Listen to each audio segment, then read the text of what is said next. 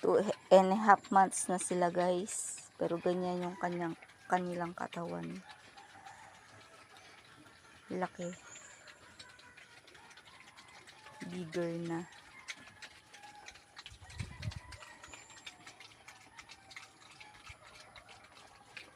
So starter na yung pinapakain natin sa kanila.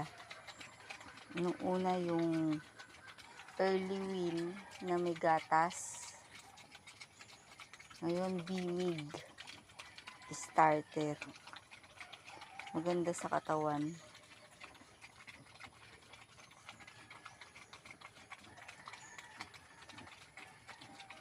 Pagka pinurgan na natin sila, huwag na natin sila munang bibigyan ng vitamins ng 3 days para hindi sila ma-overdose at ma-intake talaga nila yung pampurga para yun sa mga bulate.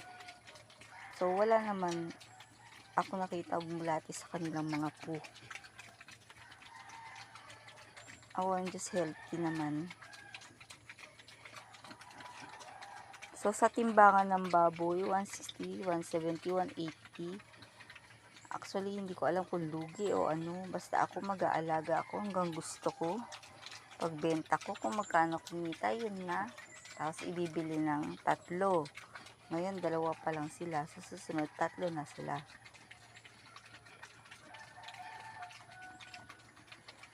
Papaikutin natin yung kanilang pera para lumago.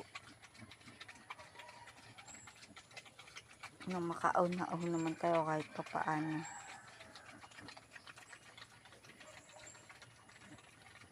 Hanggang 4.